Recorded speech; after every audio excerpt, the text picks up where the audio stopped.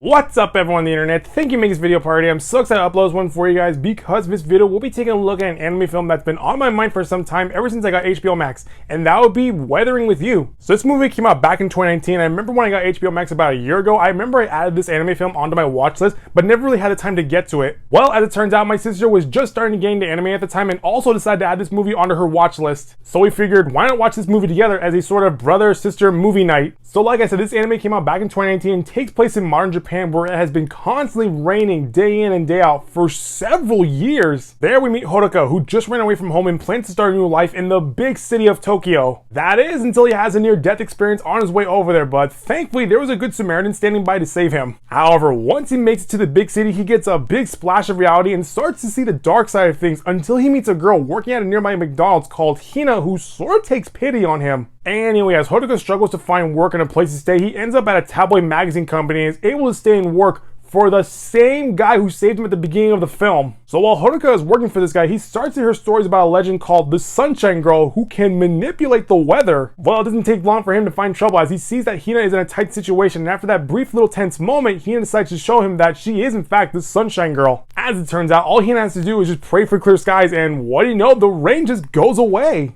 However, it should be noted that this sort of power only lasts for a brief moment and only affects the area around Hina. But anyway, the movie takes off from there as we see both Haruka and Hina start their own sunshine business where she can clear the skies for anyone, anywhere, any occasion for the right price. And one of the things I really loved about this movie is how it's visually beautiful as you see how each drop of water is animated and how the color palette drastically changes when Hina clears the skies. For me, I prefer rainy days over sunny days because one, I love hearing the sound of raindrops falling from the sky, and two, I think it's very magical when you see the sun finally come out and everything feels so shiny, sparkly, and clean because of all the raindrops that were left behind. And I don't know how the animators did it, but they managed to capture that same magic in several scenes throughout the film. Now, aside from the aesthetics, I'm not usually a fan of young teen love, but when it comes to anime, I can't get enough of it. Which leads to one of the other reasons why I loved watching this film, because I loved watching the friendship between these two kids grow into something more as they go on to this adventure in the first two acts of the film. With that being said, it wouldn't be a good love story if there weren't any stakes, and around the second act of the film, that is when we begin to see Haruka's past catch up to him, which also raises some red flags on Hina as well. And while I enjoyed seeing some tension, one of the things that I was very curious about was Hina'S powers. Throughout the film, I always had this thought in the back of my head to where I kept asking myself, I wonder if the constant usage of these powers is going to have any effect on Hina.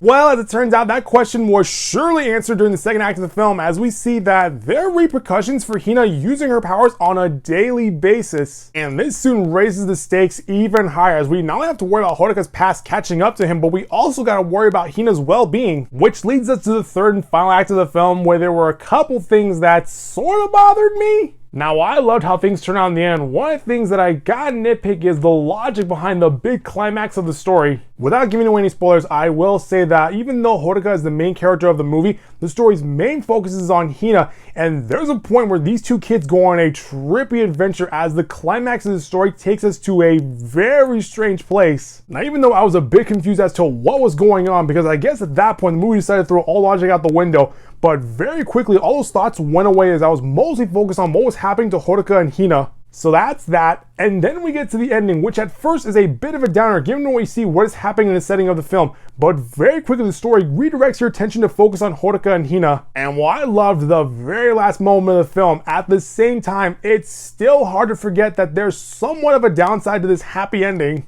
I don't know, I try to consider myself a half glass full kind of guy, but there are times where it's very hard to not notice the negative side of things. I hope that if you watch this film, you're able to look past the negative things. But overall, I really enjoyed this movie, and what actually made the experience even better was watching this with my sister, who is now just starting to get into anime. So if you're interested in watching a movie about young teen love, you may want to check this film out, as you can currently find it on HBO Max. Also, if you're someone who's just starting to get into anime, you may want to add this film onto your watch list. Well, that's going to do it for this video, guys. That was my overall review for Weathering with You. If you like what you saw, click the subscribe button so you can get all these updates from this channel. I'll see you all next time with a brand new video.